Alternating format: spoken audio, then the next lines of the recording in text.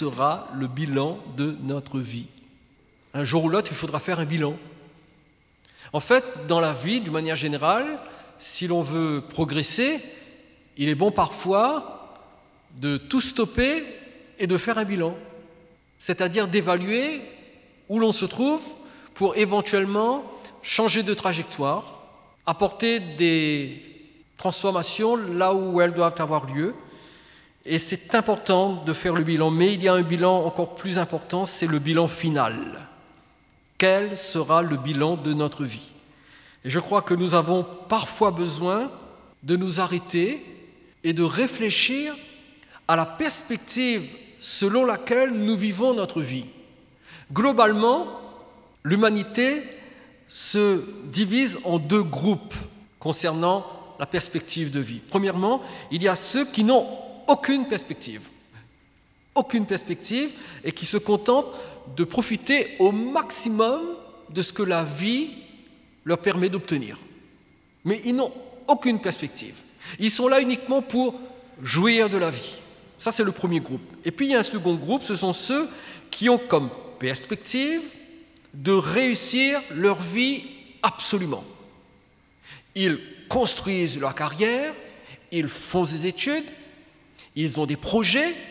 Pourquoi? Parce qu'ils veulent réussir leur vie, ils veulent se bâtir un solide patrimoine afin éventuellement de le laisser à leurs enfants. Alors bien évidemment, le second groupe est plus louable que le premier. Tout le monde comprend pourquoi. Avoir une perspective de réussite pour éventuellement laisser un patrimoine à ses enfants, c'est quand même une bonne chose. Mais les deux groupes font quand même fausse route. Parce que voyez-vous, il y a une perspective encore plus importante que seulement se constituer un patrimoine financier que l'on va transmettre à ses descendants. Oui, c'est une bonne perspective, mais il y en a une qui est encore plus importante, plus noble que celle-là. Luc chapitre 12, verset 15, Jésus dit « La vie d'un homme ne dépend pas de ses biens, serait-il dans l'abondance ?» Tout le monde connaît ce verset.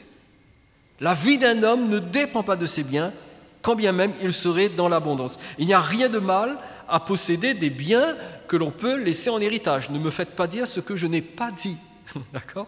Il n'y a rien de mal à posséder des biens, à se constituer un patrimoine que l'on peut laisser en héritage à nos enfants, mais si cela devient une obsession au point d'oublier ce qui compte vraiment aux yeux de Dieu, alors nous avons une mauvaise perspective de vie. Ce que je suis en train de vous dire, c'est que, en tant que chrétiens, même si nous pouvons et devons avoir une perspective de réussite pour laisser un patrimoine à nos enfants, il y a une autre perspective qui est encore plus importante. Et la bonne perspective consiste à vivre de façon à ce que, à la fin de notre vie, le bilan que nous ferons de notre vie soit identique au bilan que Dieu lui-même fera de notre vie. Parce que voyez-vous, Dieu fera un bilan de notre vie. Dieu fera un bilan de votre vie, de ma vie, de la vie de tout être humain. Et nous aussi, nous devrions faire ce bilan.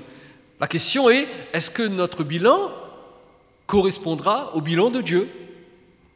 Et je suppose que vous le comprenez, le bilan qui aura de l'importance, qui va compter, ce sera le bilan de Dieu.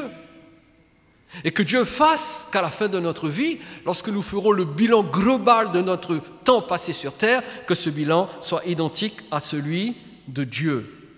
Est-ce que notre bilan sera positif ou négatif à la fin de notre vie? Tout va dépendre de comment nous allons vivre notre vie. Sur quoi le bilan de notre vie portera-t-il exactement? Quels sont les critères dont Dieu va se servir pour examiner notre vie et en dresser le bilan? Eh bien, c'est l'apôtre Paul qui nous le révèle. Regardons ce qu'il a dit dans la dernière lettre qu'il a écrite. La seconde épître à Timothée, au chapitre 4 et au verset 6.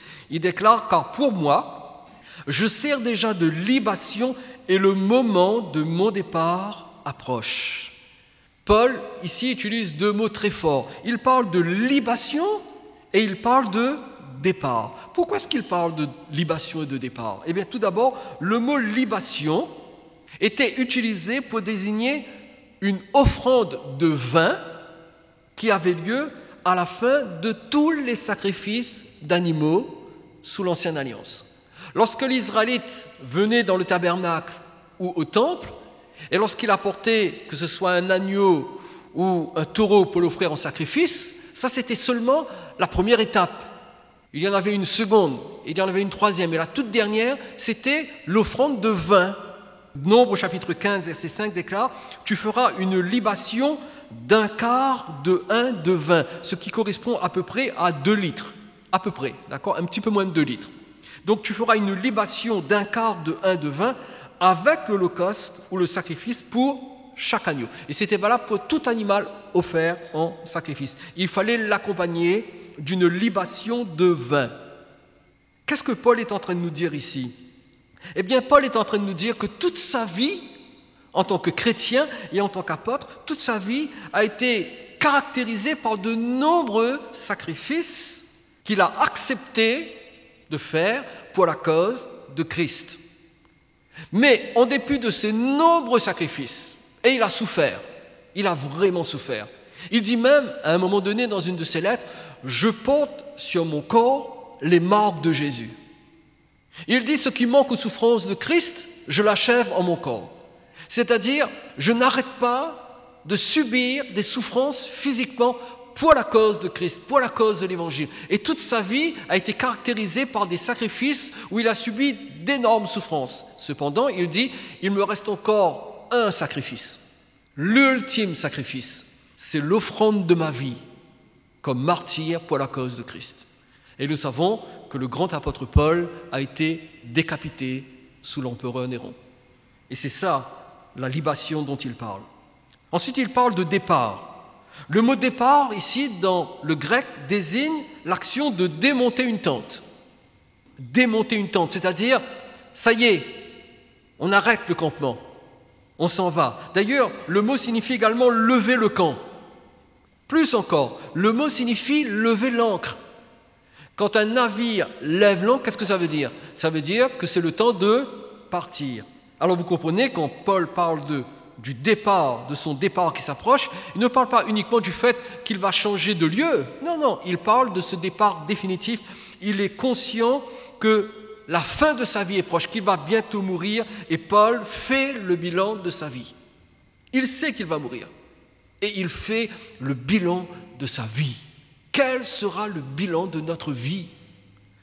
J'ai entendu récemment le témoignage d'un pasteur qui s'est retrouvé au chevet d'un mourant, un chrétien, un homme de 78 ans qui était à l'agonie et qui allait mourir, membre d'une église. Et ce pasteur lui a demandé, « Eh bien mon ami, cela fait des années que je te vois à l'église.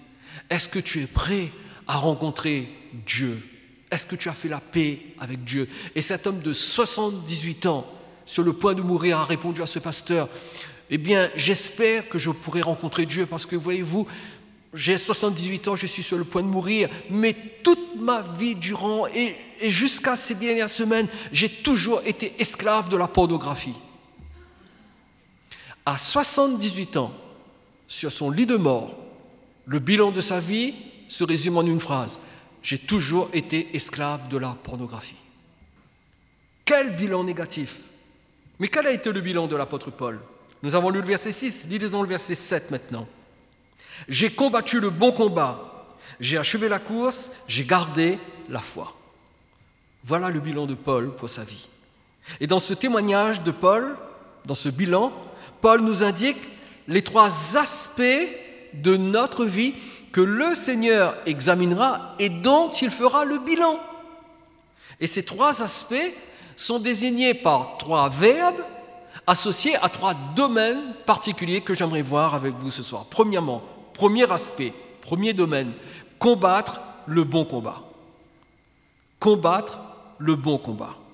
Et dans cette expression « j'ai combattu le bon combat », Paul utilise une image tirée du domaine militaire.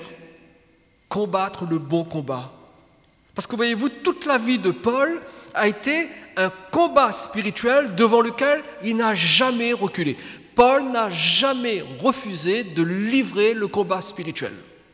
Ce verbe « j'ai combattu » vient du grec « agonizomai ». Alors, je ne veux pas vous farcir la tête avec le grec, mais j'ai tenu à le prononcer devant vous parce que agonizomai a donné en français, devinez quoi? Agoniser. Agoniser. Tout le monde sait ce que veut dire agoniser? Quand quelqu'un agonise, cela veut dire qu'il est en train de mourir. Sa vie est en train de s'éteindre. Et ce verbe grec, traduit par combattu, désigne l'effort et l'énergie déployée pour réussir une épreuve et en sortir vainqueur. Il était utilisé dans le domaine militaire, il était aussi utilisé dans le domaine sportif, lorsqu'il y avait les Jeux Olympiques à Athènes à l'époque. J'ai combattu le bon combat. J'ai fourni des efforts, j'ai fourni de l'énergie pour réussir, pour sortir vainqueur. Et c'est ce même verbe grec, agonizomai, que nous retrouvons dans une déclaration très connue de Jésus-Christ lorsque le Seigneur nous parle sur le sérieux dont nous devons faire preuve si nous voulons échapper à l'enfer. Parce que savez-vous que pour échapper à l'enfer, il faut être sérieux? Il faut être sérieux pour s'échapper de l'enfer. On ne joue pas avec l'enfer. On ne joue pas avec le diable. Nous devons être extrêmement sérieux pour échapper à la menace de l'enfer. Qu'est-ce que Jésus dit? Dans Luc chapitre 13, verset 24, il déclare « Efforcez-vous d'entrer par la porte étroite. Agonizomai d'entrer par la porte étroite.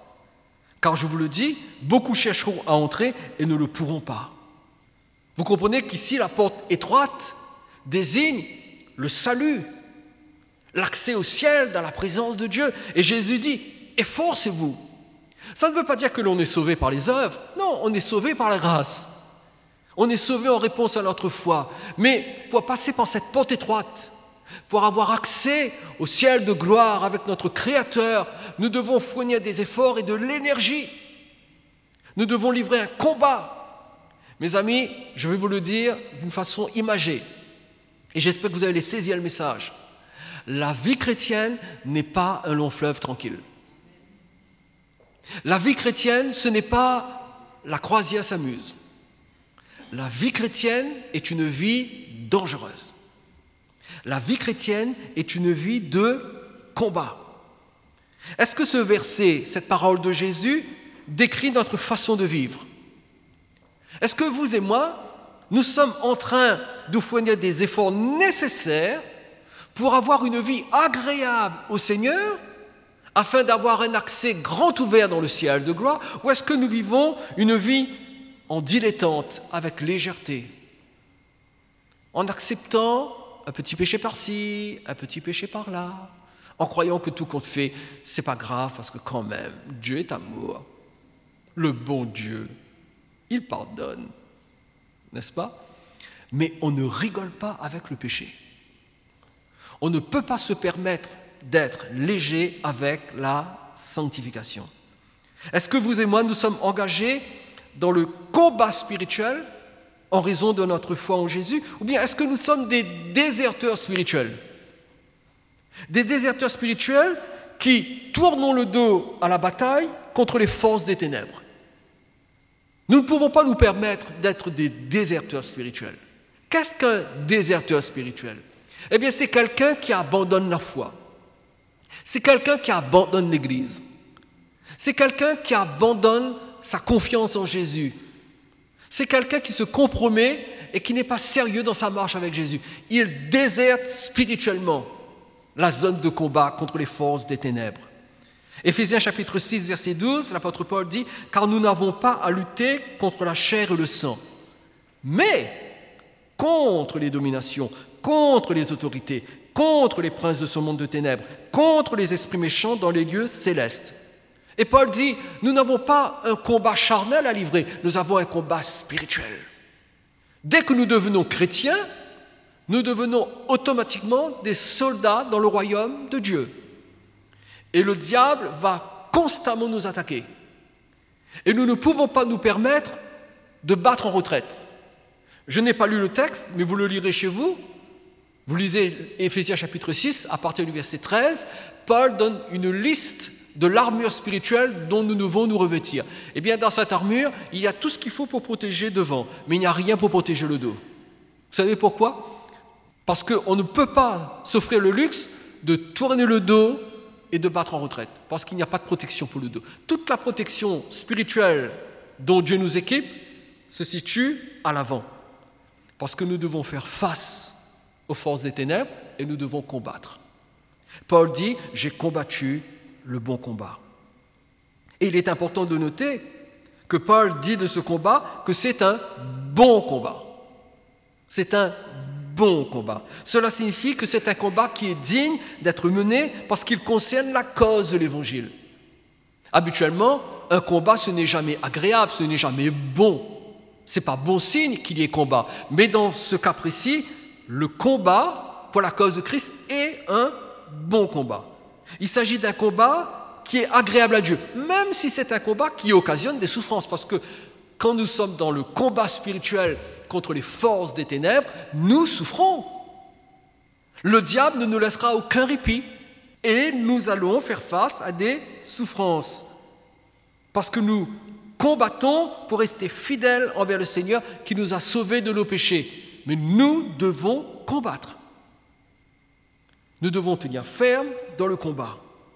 Nous devons constamment combattre notre propre chair. Vous l'avez remarqué ça? Constamment. Votre chair ne va jamais en vacances. En fait, quand vous allez en vacances, votre chair se réveille plus encore. Nous devons constamment combattre notre propre chair. Nous devons constamment combattre contre nos désirs charnels, contre les tentations qui reviennent sans cesse à l'attaque. Vous avez été tenté la semaine dernière, cette semaine vous avez une semaine de répit, pas de tentation, mais ne vous endormez pas, les mêmes tentations vont revenir peut-être la semaine prochaine. Tôt ou tard, elles vont revenir. Nous devons constamment combattre contre notre ignorance et contre notre paresse spirituelle. Si nous nous laissons aller, nous ne prions pas, nous ne lisons pas la Bible, nous ne vivons pas notre piété spirituelle, n'est-ce pas vrai? Et nous devons faire des efforts et nous devons combattre. 1 Corinthiens chapitre 9, verset 25, l'apôtre Paul dit « Tous ceux qui combattent s'imposent toute espèce d'abstinence. » Et ils le font pour obtenir une couronne corruptible. Mais nous, faisons-le pour une couronne incorruptible. Lorsque les sportifs entrent en compétition, ils le font pour une couronne corruptible. À l'époque, les couronnes étaient faites de feuilles. Elles étaient corruptibles. Et même si aujourd'hui un sportif gagne une médaille d'or, c'est quand même corruptible. Mais dans le domaine spirituel, dans la vie chrétienne, nous devons combattre pour une couronne incorruptible. La couronne de gloire, la récompense du Seigneur. Alors mes chers amis, la vie chrétienne est une vie d'effort. C'est une vie de combat en vue de la couronne de la victoire. Et il est important que notre perspective dépasse le simple domaine terrestre pour nous faire voir la réalité céleste qui nous attend. Mais pour avoir part à la réalité céleste, il faut combattre. Il faut combattre. Paul, à la fin de sa vie, juste un peu avant d'être exécuté, alors qu'il était dans une prison horrible, enchaîné dans une cellule toute froide, noire, il a dit « J'ai combattu le bon combat. Ça y est, je suis arrivé au bout, moi. J'ai combattu le combat. J'ai remporté la victoire. Désormais, la couronne de justice m'attend. La récompense m'attend. Je sais que je serai récompensé parce que j'ai combattu et j'ai vaincu. » Est-ce que vous et moi, nous allons pouvoir être capables de dire la même chose? Est-ce qu'à la fin de notre vie, nous serions capables de dire comme Paul, « J'ai combattu le bon combat » Ou bien est-ce que nous serions comme cet homme de 78 ans, esclave d'une chose morbide? Est-ce que vous et moi, nous serons des vainqueurs pour la cause de Christ? Donc, premier aspect, combattre le combat. Deuxième aspect, achever la course. Achever la course. Dans l'expression « j'ai achevé la course », Paul fait référence maintenant au domaine sportif. Dans le premier aspect, il faisait référence au domaine militaire, mais ici, il fait référence au domaine sportif en déclarant qu'il a fait ce qu'il fallait pour terminer la course dans laquelle il s'était engagé. De même que la vie chrétienne est un combat spirituel, eh bien la vie chrétienne est aussi une course spirituelle qui demande de l'énergie, qui demande de la persévérance afin de ne pas abandonner avant d'atteindre la ligne d'arrivée. Parce que voyez-vous, c'est une chose que de commencer la course. Mais c'est une autre chose que de terminer la course. 1 Corinthiens chapitre 9, verset 24, Paul dit « Ne savez-vous pas que ceux qui courent dans le stade courent tous, mais qu'un seul remporte le prix ?» Et regardez comment il termine ce verset. « Courez de manière à le remporter. » Courez de manière à le remporter. Cela signifie qu'il y a deux façons de courir la course spirituelle. Premièrement, courir pour aller jusqu'au bout et remporter le prix. Ou alors, deuxième façon de courir mais ne pas terminer la course. Se fatiguer avant, s'arrêter avant, parce que ça demande trop d'efforts, trop de concentration, trop d'énergie, trop de sacrifices, trop de préparation, trop d'entraînement. Commencer la course, c'est facile, mais la terminer, ça c'est une autre histoire. Écoutez, c'est simple. C'est relativement facile de commencer la vie chrétienne. C'est relativement facile de se convertir. C'est relativement facile d'entendre un joli évangile et de dire « Oui, Jésus, deviens mon Seigneur, je te donne ma vie. » C'est facile. Savez-vous qu'à La Réunion, il y a plus de chrétiens rétrogrades que de chrétiens qui sont à l'intérieur de l'Église? Ce que je veux dire par là, c'est que il y a plus d'hommes et de femmes qui un jour sont venus à l'Église, se sont convertis et qui ensuite ont abandonné la foi. Il y en a plus à l'extérieur que de chrétiens à l'intérieur de l'Église. Parce que commencer la course, c'est facile. S'engager, c'est facile. Mais dégager, c'est encore plus facile. Vous comprenez cela? Commencer une course, tout le monde peut le faire. Mais aller jusqu'au bout de la course. Paul dit, j'ai achevé la course. J'ai terminé la course. Je l'ai commencé, mais j'ai couru de façon à aller jusqu'au bout. Courez de manière à remporter le prix, dit-il. Ne faites pas n'importe quoi. Sachez comment courir. Apprenez à courir. Entraînez-vous à courir. Et courez de façon à remporter le prix. C'est-à-dire courez de telle sorte que vous arrivez jusqu'au bout de la course. Quant à moi, j'ai achevé la course. Ça y est, c'est fait. J'ai atteint la ligne d'arrivée. J'ai remporté le prix. Mais il faut savoir comment le faire. Et surtout, il faut éviter les pièges. Hébreux chapitre 12, verset 1er nous déclare « Nous donc aussi, puisque nous sommes environnés d'une si grande nuée de témoins, il est question ici des saints de l'ancienne alliance, rejetons tout fardeau et le péché qui nous enveloppe si facilement et quoi? Courons avec persévérance dans la carrière qui nous est ouverte. » Et encore une fois, nous avons l'image de la course. La vie chrétienne, c'est une course. Ce n'est pas un sprint, c'est un marathon. Il faut courir longtemps. Il faut être tenace. Il faut savoir comment renouveler son énergie, sa motivation et continuer de courir. Et dans ce verset, Dieu nous met en garde contre deux obstacles majeurs qui peuvent nous empêcher de finir notre course spirituelle. Non pas de commencer, mais de finir notre course spirituelle. Et ces deux obstacles sont le fardeau et le péché. Rejetons tout fardeau et le péché. Ce qui veut dire que ça désigne deux choses différentes. Le fardeau, qu'est-ce que c'est? Le mot grec pour fardeau désigne à l'origine une bosse ou une excroissance qui se forme à la surface de la peau. Et ici, il sert à désigner les habits que l'athlète enlève afin d'être libre de courir. Et donc, il est question ici de se débarrasser des fardeaux, de ce qui nous alourdit, de ce qui nous empêche de courir, d'avancer. Et ici, c'est l'image du chrétien qui se débarrasse des choses qui, sans être des péchés, comprenez-moi bien, il y a certaines choses dans notre vie qui ne sont pas des péchés, mais qui peuvent nous ralentir dans la course spirituelle. Et ces choses sont peut-être des loisirs, ou des centres d'intérêt, ou certaines activités. Ce sont des choses légitimes, des choses qui ne sont pas impures en soi, qui sont bonnes même, mais qui peuvent nous ralentir et nous empêcher de courir. Parce que voyez-vous, dans la vie chrétienne, il faut être concentré. Et si vous avez dans votre vie certaines choses qui vous empêchent de vous concentrer, par exemple, certaines activités qui grignotent de votre temps, un temps précieux que vous pourriez donner au Seigneur. Par exemple, C'est juste un exemple, hein. Je ne vise personne parce que je ne connais pas votre vie privée, mais c'est juste un exemple. Imaginez que tous les matins, vous avez besoin de 2 heures de sport avant de commencer votre journée. C'est une bonne chose. Faire 2 heures de sport pour être en forme avant de commencer la journée, c'est une bonne chose.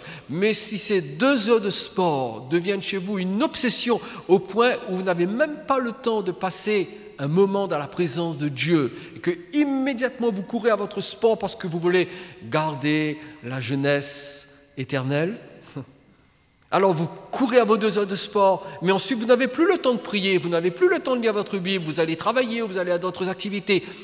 Là, nous avons un exemple de fardeau. Ce n'est pas un péché de faire du sport. Comprenez-moi bien. Il n'y a rien de mal, au contraire. Sauf que cette activité peut devenir un obstacle. Ce qui fait qu'il faudrait s'organiser pour que, par exemple, nos activités sportives ne deviennent pas des obstacles qui nous ralentissent. J'ai pris l'exemple du sport, mais ça peut être autre chose. À vous de voir ce qui, dans votre vie spirituelle, peut constituer ce genre de fardeau qui vous ralentit et qui vous empêche d'avancer avec le Seigneur. Alors bien sûr, concernant le péché, c'est évident que le péché, c'est un obstacle majeur à la course spirituelle du chrétien. Le texte nous dit, nous devons rejeter le fardeau, le péché qui nous enveloppe si facilement. Ici, le verbe envelopper signifie tendre des embûches et encercler. Tendre des embûches et encercler. Oui, les fardeaux tendent des embûches et encerclent, mais c'est encore plus vrai concernant le péché. Voyez-vous, ce qu'il y a de terrible avec le péché, c'est que non seulement il peut nous ralentir, mais il peut aussi nous disqualifier spirituellement. Au point où le Seigneur peut décider de lui-même de nous retirer de la course. Vous savez, quand Dieu retire un de ses disciples de la course spirituelle dans laquelle ce disciple s'est engagé, alors là, nous sommes devant un cas de force majeure. Qu'est-ce que j'entends par là ? Il y a 2 versets que j'aimerais lire avec vous. Tout d'abord, 1 Jean chapitre 5, verset 16, nous ne lirons que la seconde partie du verset. L'apôtre Jean dit, il y a un péché qui mène à la mort et ce n'est pas pour ce péché-là que je dis de prier. L'apôtre Jean dit que dans la vie de certains chrétiens, il y a certains péchés qui provoquent la mort du chrétien. Et il dit, ne priez pas, il n'est pas nécessaire de prier. Peine perdue. Parce que ce chrétien ne s'est pas débarrassé de ce péché, il a atteint le point de non-retour, il a atteint les limites de ma patience, je le juge, je le disqualifie, je le retire de la course. Le chrétien meurt. 1 Corinthiens chapitre 11, verset 32. Mais quand nous sommes jugés, nous sommes châtiés par le Seigneur afin que nous ne soyons pas condamnés avec le monde. Et ce verset fait partie du texte où l'apôtre Paul parle de la scène, du repas du Seigneur, où il donne des instructions précises quant à la façon de participer au repas du Seigneur. Et il dit aux Corinthiens, vous le faites mal, certains, vous venez au repas du Seigneur dans de mauvaises dispositions, vous ne participez pas à la table du Seigneur dignement, c'est pour cela qu'il y a parmi vous un grand nombre qui sont morts et qui sont infirmes. Pourquoi ? Parce que quand nous ne nous jugeons pas nous-mêmes et que nous ne réglons pas le problème du péché, nous sommes châtiés par le Seigneur afin de ne pas être condamnés avec le monde. Cela signifie que certains croyants meurent prématurément parce que le salut de leur âme est tellement important pour Dieu que Dieu préfère écourter leur vie physique plutôt que de les condamner avec le monde. On ne rigole pas avec le péché. On ne flirte pas avec le péché. Le péché est un ennemi mortel. Le péché est votre pire ennemi. Ce n'est pas le diable votre pire ennemi. Ce sont vos péchés. Et vous devez constamment les combattre. Aucun repos contre le péché. Constamment les combattre. Ne pas croire qu'il y aura un traitement de faveur de Dieu et que Dieu d'une manière ou d'une autre, va fermer les yeux, passer l'éponge. Non, il est absolument saint. Il ne passe jamais l'éponge sur un péché. Il pardonne les péchés si la personne place sa foi en Christ. Si vous lisez les 3 premiers chapitres du livre de l'Apocalypse, vous verrez que Jésus intervient pour prononcer un jugement au sujet de 7 églises établies en Asie mineure, ce qui correspond à la Turquie actuelle. Et dans chacune de ces 7 lettres, le Seigneur est extrêmement sévère. Il est extrêmement sévère. À une de ces églises, il dit même « Je connais tes œuvres, je sais ce que tu fais, je sais tout ce que tu as accompli, mais ce que j'ai contre toi, c'est qu'en dépit de tous tes efforts, tu as perdu ton premier amour. » Quelle sévérité! Voyez-vous, le Seigneur ne s'arrête pas uniquement à ce que nous faisons et qui est visible, le Seigneur regarde les motivations de notre cœur. Et lorsque nous faisons pour Dieu certaines choses sans être animés par l'amour, nous encourons son jugement. Pour vous dire combien le Seigneur place la barre très haut, très très haut. Ce n'est pas à nous de descendre la barre du Seigneur. Laissons-la où elle est et mettons-nous sur nos genoux en disant « Seigneur, je te supplie, donne-moi la force d'atteindre la hauteur de la barre, là où tu as placé. » Parce que voyez-vous, il n'y a de la part du Seigneur aucun compromis. Cette course spirituelle, nous l'avons lu, doit être faite avec persévérance, parce qu'il est dit « courons avec persévérance », un mot qui désigne la patience. Avez-vous remarqué qu'il faut être patient dans la vie chrétienne? Quelqu'un dit que la patience, c'est la sœur jumelle de la foi. Les deux marchent ensemble. Avez-vous remarqué que quand il s'agit de placer votre foi en Dieu pour obtenir de lui certaines choses, il faut vraiment user de patience? Est-ce que je suis le seul à l'avoir remarqué ou bien vous êtes comme moi? Cela vous est-il arrivé déjà de prier pour une chose et de prier encore et de prier encore et de ne pas l'obtenir? Quel est votre réflexe quand ça arrive? Vous avez envie d'arrêter. Non? Vous avez envie de ne plus prier. Et vous vous dites, mais je ne comprends pas, le Seigneur ne répond pas à ma prière, ben j'arrête, ah oui, je suis peine perdue, ça ne sert à rien que je prie. Et pourtant la Bible dit, priez avec persévérance, c'est-à-dire soyez patient. Soyez patient. Pour certaines choses, on prie une fois et on les obtient tout de suite. Quelquefois, on les obtient avant la fin de la prière. Mais il y a certaines choses pour lesquelles il faut prier jour après jour, semaine après semaine, mois après mois, année après année. Ne jamais s'arrêter. Parce qu'il faut de la patience. Le mot persévérance parle également de fermeté. Ce mot signifie également être endurant, supporter la souffrance, supporter les difficultés. Ce n'est pas agréable de passer par les moments difficiles, vous ne trouvez pas? Ce n'est pas agréable de connaître des problèmes, des souffrances, surtout lorsqu'on aime Jésus et qu'on croit en lui. D'ailleurs, c'est une source de confusion et de frustration. Quand même, Seigneur, tu sais que je t'aime, non? Seigneur, je vais à l'église, j'ai augmenté mon temps de lecture de la Bible. Je prie chez moi, je prie même avec Denis le jeudi soir. Seigneur, malgré ça, ça ne s'arrange pas même. Seigneur, mais qu'est-ce qu'il faut que je fasse? Une seule réponse, persévère. Persévère. Parce que tu ne sais pas quand Dieu va intervenir. Dieu n'est jamais en retard. Dieu ne t'oublie pas. Il n'est jamais en retard. Vous savez la suite. Il n'est jamais en avance non plus. Il sait exactement quand et comment agir. Ce n'est pas à nous de décider. Quelquefois, dans nos prières, nous avons nos propres projets, notre propre plan. Vrai, pas vrai? Nous avons notre petit calendrier personnel.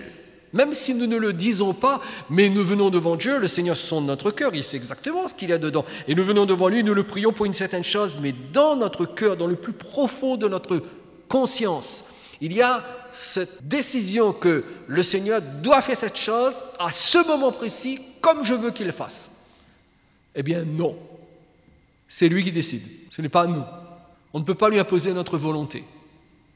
Et voyez-vous, Si nous avons des souffrances et des épreuves dans notre vie, c'est parce que justement nous avons besoin de développer le fruit de la persévérance, le fruit de la patience, le fruit de l'endurance, de la fermeté. Alors c'est beaucoup plus facile d'en parler que de le vivre. Mais il faut quand même en parler. Il faut bien que quelqu'un le dise, non? Vous êtes d'accord avec moi? Alors oui, il faut tenir. Il faut être persévérant. Il faut continuer de courir contre vent et marée. Vous avez envie de vous arrêter? N'arrêtez pas. Courez quand même. Vous tombez? Relevez-vous et recommencez à courir. Vous êtes ralenti? Eh bien, courez quand même, même si c'est au ralenti. Continuez de courir. Paul dit, j'ai achevé la course. J'ai terminé la course. Ça y est, c'est fait. J'ai fait ce qu'il fallait. J'ai remporté le prix. Je suis allé au bout de ma course. J'ai été persévérant. J'ai été endurant. J'ai été ferme. J'ai tenu.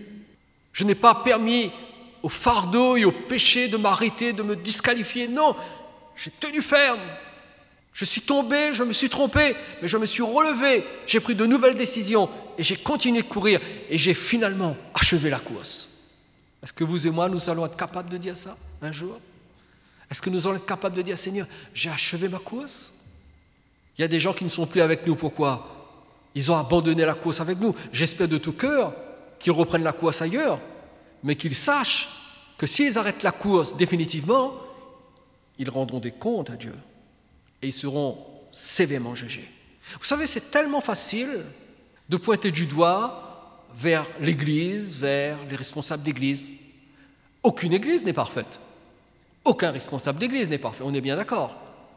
Et si on cherche des excuses pour justifier l'abandon de la course spirituelle, ces excuses n'auront aucun poids dans la balance de l'éternité. Je préfère être dans une église imparfaite et courir en ralenti plutôt que de ne pas courir du tout. C'est la raison pour laquelle, lorsque le Seigneur m'a ramené à lui après des années d'apostasie, la première chose que j'ai eu à cœur, c'était de rejoindre une église locale. Même sans être pasteur. Je n'avais pas le désir d'être pasteur. Je voulais juste être dans une église locale parce que je le sais, comme 2 plus 2 font 4, qu'on ne court la course spirituelle qu'en étant dans une église locale. Ceux qui ne sont pas dans une église locale et qui disent « je cours mais pas avec l'église », c'est comme si quelqu'un disait « je veux bien courir le 100 mètres haies pour remporter la médaille d'or, mais je ne veux pas entrer sur la piste de course. Je reste chez moi devant ma télé, mais je cours. Je cours avec vous, mais je reste chez moi. » Non, non, si tu cours, tu dois être sur la piste. Tu dois être dans ton couloir. Tu dois prendre le départ sur les starting blocks. Et tu dois courir. Et les juges doivent te voir. Ils doivent t'évaluer. Et tu dois aller jusqu'au bout de ta course. C'est la raison pour laquelle, même si vous êtes déçus, même si c'est dur, courez. N'arrêtez pas. Vous tombez, relevez-vous. Et courez. Vous vous trompez, c'est pas grave. Courez. N'arrêtez pas de courir. J'ai achevé la course. Et enfin, troisièmement, gardez la foi. Gardez la foi. Après le domaine militaire et sportif, Paul fait référence au domaine religieux. Cependant, il est important de comprendre l'expression « j'ai gardé la foi » pour savoir ce que l'apôtre veut dire exactement. J'ai gardé la foi. Tout d'abord, il y a ce petit verbe « garder ». J'ai gardé. Ce verbe signifie en grec « veiller sur ». Veiller sur. Une maman veille sur son bébé, n'est-ce pas? Faire attention à. Faire attention à. Le chirurgien, lorsqu'il opère quelqu'un, normalement, il fait attention à. Normalement. Ça arrive qu'il oublie des instruments dans le corps, mais normalement, il fait attention à. Prendre soin d'eux. Préserver.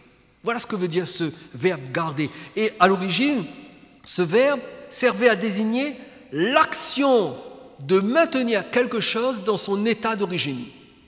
Très important. L'action de maintenir quelque chose dans son état d'origine. Si je quitte le département, que je vais en vacances ailleurs et que je laisse ma voiture, par exemple à Denis, et je dis « Denis, garde ma voiture », qu'est-ce que j'attends de Denis? Eh bien, j'attends de lui qu'il fasse attention à ma voiture pour que lorsque je revienne, eh bien, elle ait toujours ses 4 roues, ses 2 pare-brises, ses 2 portes, enfin bref, que je la retrouve dans l'état dans lequel je le lui ai laissé. On est bien d'accord? Maintenir quelque chose dans son état d'origine. J'ai gardé, j'ai maintenu dans son état d'origine. Qu'est-ce que j'ai maintenu dans son état d'origine? La foi. La foi. Et il ne s'agit pas ici de la confiance que nous devons avoir en Dieu lorsque nous disons « j'ai foi en Dieu ». C'est ça que ça veut dire. J'ai foi en Dieu, ça veut dire « j'ai confiance en Dieu ». Parce qu'il est évident que nous devons croire en Dieu jusqu'à la fin. Et ça a été le cas de Paul. Quand Paul dit « j'ai gardé la foi », il n'est pas en train de dire « jusqu'à maintenant, je crois en Dieu ». C'est pas ça qu'il dit. C'est évident qu'il croit en Dieu. Voyez-vous, dans la Bible, la foi désigne 2 réalités différentes. Première réalité, c'est la confiance en Dieu. Mais la deuxième réalité que désigne la foi, c'est la doctrine de l'Évangile, le message pur de l'Évangile. Et dans ce verset, lorsque Paul dit « j'ai gardé la foi », il ne désigne pas la confiance en Dieu, mais il désigne la sainte doctrine. Et il dit « je me suis efforcé de la conserver intacte malgré les nombreuses attaques qui ont été lancées contre le message de l'Évangile. » Et si vous lisez les épîtres de Paul, vous verrez que Paul était un défenseur de la pure doctrine de l'Évangile. Et ses ennemis les plus nombreux, les plus vicieux, les plus ingrats, c'étaient les faux docteurs. Ceux qui ne maintenaient pas la pure doctrine de l'Évangile et qui allaient d'église en église et qui disaient aux chrétiens « mais croire en Jésus, ça ne suffit pas, vous devez être circoncis, vous devez observer le sabbat, vous devez observer les commandements de Moïse si vous voulez être sauvés, croire en Jésus ne suffit pas. » Et Paul s'est constamment opposé à eux. Il dit « moi j'ai gardé la foi, j'ai conservé la foi intacte. » Et voyez-vous, chaque chrétien, même s'il n'est pas un ministre de l'Évangile, même s'il n'est pas un pasteur, chaque chrétien doit s'appliquer à rester fidèle à la doctrine, à la préserver pour qu'elle garde son état d'origine. Regardez ce que Jude nous dit au verset 3 de son épître. « Bien-aimés », et il s'adresse aux chrétiens, « Bien-aimés, alors que je désirais vivement vous écrire au sujet de notre salut commun, je me suis senti obligé. » J'aime bien le changement. Il dit, je désirais, mais je me suis senti obligé. J'aime bien ça parce que c'est mon expérience régulière en tant que pasteur, en tant qu'enseignant de la parole de Dieu. Il y a des choses que je désire vous dire, mais très souvent, je me sens obligé de vous dire autre chose.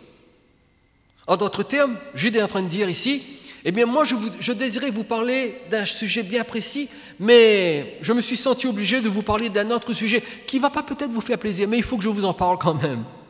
Je me suis senti obligé de vous envoyer cette lettre, et regardez bien ce qu'il dit, pour vous exhorter à quoi? Combattre pour la foi qui a été transmise aux saints une fois pour toutes. Et Jude dit aux chrétiens, combattez pour la foi. Et je vous dis à vous la même chose, mes amis. Combattez pour la foi. Combattez pour la doctrine, c'est-à-dire faites de telle sorte que la doctrine dans votre vie reste pure, que la vérité de l'Évangile reste intacte dans votre vie. Je dis que la foi, c'est-à-dire la doctrine, a été donnée une fois pour toutes. Ça veut dire quoi? Ça veut dire qu'il n'y a plus de nouvelles doctrines. Il n'y a plus de nouvelles doctrines. Et vous savez, aujourd'hui encore dans l'Église, il y a toujours quelqu'un qui arrive avec une nouvelle doctrine. Toujours quelque chose de nouveau. Quand quelqu'un amène une nouvelle doctrine, méfiez-vous. En fait, fuyez. Fuyez. Parce qu'il n'y a rien de nouveau dans la parole de Dieu. Il n'y a aucune nouvelle doctrine. Non seulement il n'y a pas de nouvelle doctrine, mais nous ne devons pas non plus transformer les doctrines qui existent déjà selon nos envies ou selon les modes en cours. L'apôtre Paul dit dans Éphésiens 4,14 que nous ne devons plus être des enfants flottants et emportés à tout vent de doctrine, par la tromperie des hommes, par leur ruse, dans les moyens de séduction. Il parle ici de vent de doctrine. Ça veut dire quoi? Ça veut dire tout d'un coup une nouvelle doctrine qui fait son apparition dans l'Église et qui souffle, qui remporte un certain succès, qui attire du monde, mais ce sont des doctrines qui sont le résultat de la tromperie des hommes qui deviennent experts dans l'art de la séduction. Un chrétien doit fuir la séduction spirituelle. C'est la raison pour laquelle je vous mets grandement en garde contre ce que vous écoutez sur Internet. Internet est une bonne chose parce que ça nous donne accès à des trésors de connaissances, mais c'est en même temps un objet extrêmement dangereux si vous ne savez pas discerner entre ce qui est pur et ce qui est impur. Faites très attention. Surtout dans le monde francophone, il y a plus d'impureté que de pureté en question de doctrine. Alors faites attention. Soyez vigilants. N'hésitez pas à venir nous voir, nous les pasteurs de l'Église, et à nous demander notre avis concernant ce que vous écoutez sur Internet. Parce que Internet, c'est la place par excellence pour les vents de doctrine. Et le diable cherche à détourner les chrétiens de la doctrine des apôtres telle qu'elle a été transmise dans le Nouveau Testament. Le diable tente les croyants par de nouvelles expériences ou par des sensations en vogue. C'est pour cela que dans les églises où il y a des pratiques qui attirent du monde, par exemple, je pense aux églises qui pratiquent la délivrance, aux églises qui voient des démons partout et qui ne cessent pas de parler de démons. Ce sont des églises qui sont emportées à tout vent de doctrine. Leur doctrine, leur évangile n'est plus pur. Et si vous êtes dans ce genre d'église, vous êtes en danger. 2 Timothée chapitre 4, verset 3, et ce sera mon dernier verset, « Car il viendra un temps où les hommes ne supporteront pas la saine doctrine, mais ayant la démangeaison d'entendre des choses agréables, ils se donneront une foule de docteurs selon leurs propres désirs. » Et dans ce verset, qu'est-ce que nous apprenons? Qu'est-ce que Paul semble dire dans ce verset? Il dit, les gens ne supporteront pas la saine doctrine, mais au contraire, ils voudront entendre des choses agréables. Pourquoi? Parce que dans la saine doctrine, il y a des choses qui ne sont pas agréables à entendre. Ce n'est pas agréable d'entendre que je suis un pécheur. Ce n'est pas agréable d'entendre que je suis un orgueilleux. Ce n'est pas agréable d'entendre que je me compromets avec le monde. N'est-ce pas vrai? Ce n'est pas agréable d'entendre que j'ai tort de quitter l'Église. Ce n'est pas agréable d'entendre que je dois apporter mon offrande à l'office de l'Église. Ce n'est pas agréable d'entendre toutes ces choses. Par contre, c'est agréable d'entendre des choses comme « tu es merveilleux, tu es quelqu'un de superbe, tu es un prince, tu es une reine, tout est à toi, tu vas réussir, tu vas prospérer, tu vas devenir millionnaire. » Ça, c'est agréable à entendre. Mais entendre un message sur la sainteté, c'est pas agréable.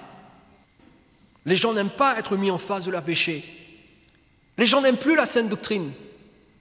Il y a aujourd'hui ce qu'on appelle le mouvement de l'église émergente. Qu'est-ce que l'église émergente? Eh bien, l'église émergente, c'est l'église qui existe pour que tu te sentes bien, avec une musique totalement mondaine, pour la satisfaction des sens.